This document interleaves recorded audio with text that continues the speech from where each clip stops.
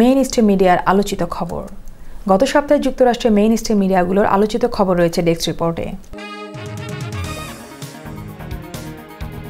গত ৩ বছরে যুক্তরাষ্ট্রের হাউজিং মার্কেটের পতন, কোটি কোটি ডলারের আর্থিক ক্ষতি ও মর্টগেজ কেলেঙ্কারির ঘটনায় দেশের ৫ শীর্ষ ব্যাংককে $২৬ বিলিয়ন জরিমানা করা হয়েছে। সাথে সাথে ফরক্লোজার ও শর্ট সেলের ঝুঁকিতে থাকা লক্ষ লক্ষ বাড়ির মালিকদেরকে সহজ মর্টগেজ টার্ম সহ যে কোনো প্রয়োজনে বিশেষ সহায়তা প্রদানে বাধ্য থাকবে ওইসব ব্যাংক। জাস্টিস ডিপার্টমেন্টের এক সার্কুলারে এ ঘোষণা জানানো হয়েছে। লোন মডিফিকেশন, রিফাইন্যান্সিং সহ বাড়ি রক্ষা করতে দাঁড়ে দাঁড়ে ঘুরে যেসব বাড়ির মালিক এতদিন হয়রান ছিলেন তাদেরকে সুবিধা করে দিতেই এই সার্কুলার জারি করা হয়েছে। গত ৩ বছরে হাউজিং মার্কেটের পতনের মূল কারণই ছিল মর্টগেজ প্রতারণা। মূল দামের চেয়ে বেশি দাম দেখিয়ে বাড়ি ক্রয়সহ রিয়েল এস্টেট ব্রোকার ও মর্টগেজ ব্রোকারদের নানা প্রলোভনে সাধারণ আমেরিকানদের ঠকিয়ে বাড়ির মালিক বানানো, যার ফলশ্রুতিতে বর্তমানে গড়ে প্রতি ৫ জন আমেরিকান বাড়ির মালিকদের মধ্যে একজন মর্টগেজ নিয়ে ঝামেলায় আছেন।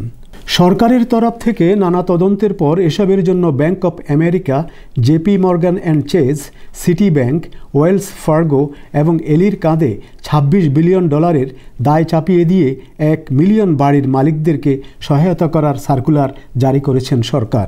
বিশ্লেষকেরা বলছেন, এতে করে লোন মডিফাই ও রিফাইন্যান্স করে বাড়িওয়ালারা কম মান্থলি মর্টগেজ ঠিক করে তাদের বাড়ি ফরক্লোজারের ঝুঁকি থেকে সহজেই রক্ষা করতে পারবেন। অর্থনীতিবিদেরা একে ভালো বলে সারা দেশে ব্যাপকভাবে এই উদ্যোগ নেওয়ার পরামর্শ দিয়েছেন। ৩৩ বছর পর যুক্তরাষ্ট্রের নতুন নিউক্লিয়ার পাওয়ার প্ল্যান্ট হচ্ছে জর্জিয়ায়। সাদার্ন কোম্পানির তত্ত্বাবধানে আটলান্টার দক্ষিণে নির্মিত হচ্ছে এটি। এই প্ল্যান্ট হলে চাকুরির সংস্থান হবে অনেক মানুষের। স্থানীয় আমেরিকানেরা কম খরচে বিদ্যুৎ পাবে। তবে ফুকুশিমার অভিজ্ঞতা থেকে অনেকেই ভবিষ্যৎ দুর্ঘটনার আশঙ্কায় মানুষের জন্য এই নতুন নিউক্লিয়ার প্ল্যান্টকে মারাত্মক ঝুঁকি মনে করছেন।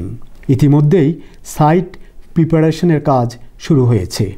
এবারে অন্যান্য স্টেটের প্রবাসী বাংলাদেশিদের খবর। যুক্তরাষ্ট্রের উন্নয়নে প্রেসিডেন্ট ওবামার নেয়া কর্মসূচি সফল করতে লেন্সডেলের কংগ্রেসম্যান নেলসন আবারও তাকে প্রেসিডেন্ট নির্বাচন করার আহ্বান জানিয়েছেন। লেন্সডেলের ডেমোক্রেটিক পার্টির এক সভায় তিনি আহ্বান জানান।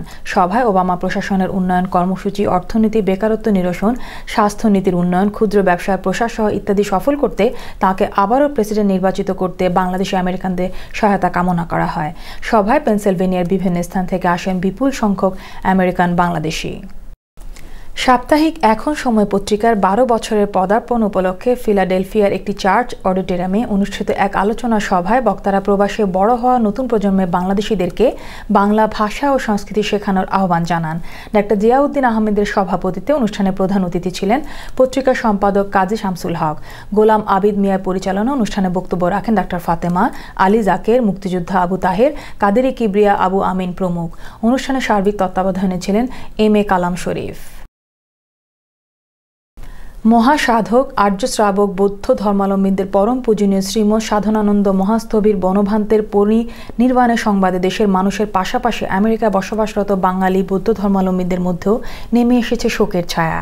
৪ ফেব্রুয়ারি শনিবার মিশিগানের থাই বৌদ্ধ মন্দিরে মিডওয়েস্ট বুদ্ধিস্ট সেন্টারে শ্রীলঙ্কান ও থাই বৌদ্ধ ভিক্ষুদের নিয়ে বনভান্তের উদ্দেশ্যে সাপ্তাহিক শ্রদ্ধা ক্রিয়া ও মহাসংঘদানের আয়োজন করা হয়। অনুষ্ঠানে বিভিন্ন দেশের বৌদ্ধ ধর্মাবলম্বীদের পাশাপাশি অংশ নেন সিটি কাউন্সিলম্যান কামরুল হাসান।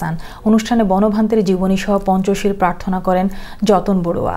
প্রথমবারের ন্যায় অরল্যান্ডে প্রবাসী বাংলাদেশিরা যৌথভাবে উদযাপন করতে যাচ্ছেন মহান ২১শে ও আন্তর্জাতিক মাতৃভাষা দিবস। Bangladesh society, Bangladesh American foundation, Chayanika শিল্পগোষ্ঠী, আনন্দধারা বরিশাল সমিতি, শাহজালাল সমিতি, Florida Awami League, Florida BNP সহ বিভিন্ন সংগঠন যৌথভাবে পালন করবে দিবসটি। দলমত নির্বিশেষে আটলান্টিক সিটিতে একসাথে মহান ২১শে আন্তর্জাতিক মাতৃভাষা দিবস উদযাপনের সিদ্ধান্ত নেওয়া হয়েছে। এ উপলক্ষে স্থানীয় আওয়ামী লীগ, বিএনপি সহ সকল সংগঠনের নেতৃবৃন্দ এক সভা অনুষ্ঠিত হয় ৮ই ফেব্রুয়ারি স্থানীয় একটি রেস্টুরেন্টে। সভায় ২১শে ফেব্রুয়ারি রাত ১২টা ১ স্থানীয় চাইনিজ রেস্টুরেন্টে অস্থায়ী শহীদ মিনার নির্মাণ করে সকলে একসাথে ভাষা শহীদদের প্রতি শ্রদ্ধা নিবেদনের সিদ্ধান্ত নেওয়া হয়। এদিকে ৭ই ফেব্রুয়ারি স্থানীয় শালিমার রেস্টুরেন্টে বাংলাদেশের উদ্যোগে এক পিঠা উৎসব অনুষ্ঠিত হয়। বিশ্ব ভালোবাসা দিবসের অনুষ্ঠান উপলক্ষে বাংলাদেশে অধিষ্ঠিত নিউ জার্সির পেটারসন সিটির একটি হলে শনিবার উৎসবমুখর পরিবেশে অনুষ্ঠিত হয় ভ্যালেন্টাইন্স ডে ডিনার অ্যান্ড এন্টারটেইনমেন্টের। বিপুল সংখ্যক প্রবাসী বাংলাদেশিদের উপস্থিতিদের মধ্য দিয়ে অনুষ্ঠিত এই বার্ষিক ভ্যালেন্টাইন্স ডিনার অ্যান্ড এন্টারটেইনমেন্টের আয়োজন করা হয়। এই আয়োজনে ছিল আলোচনা সভা, নৈশভোজ ও সাংস্কৃতিক অনুষ্ঠানে সঙ্গীত পরিবেশন করেন প্রবাসের খ্যাতনামা শিল্পীবৃন্দ। এই পর্বের ইউএস পরিক্রমার শেষ পর্যায়ে আমরা শেষ করার আগে শিরোনামগুলো জানিয়ে দিচ্ছি আরও একবার। সাংবাদিক মেহেরুন রুমি ও সাগর সারোয়ার হত্যাকাণ্ডে শোকে মুহ্যমান যুক্তরাষ্ট্র প্রবাসী বাংলাদেশিরা। সাধারণ মানুষদেরকে স্বাস্থ্য সচেতন করতে যুক্তরাষ্ট্র প্রবাসী বাংলাদেশিদের প্রতি নিউ ইয়র্ক সিটি কম্পট্রোলার জন লুর আহ্বান। লোন মডিফিকেশন ও রিফাইন্যান্সিং সহজ করতে 5 শীর্ষ ব্যাংককে নির্দেশ দিয়েছে জাস্টিস ডিপার্টমেন্ট। ইউএস পরিক্রমা আজ এই পর্যন্তই। পরিক্রমা নিয়ে কোনো মতামত বা আপনার এলাকার কোনো অনুষ্ঠানে সংবাদ জানাতে ইমেল করুন usporikroma@gmail.com এ। ATN Bangla New York studio থেকে বিদায় নিচ্ছে আমি নাসিমা আক্তার ঝর্ণা। আগামী সপ্তাহে ইউএস পরিক্রমা দেখার আমন্ত্রণ রইল। সে পর্যন্ত সবাই ভালো থাকুন।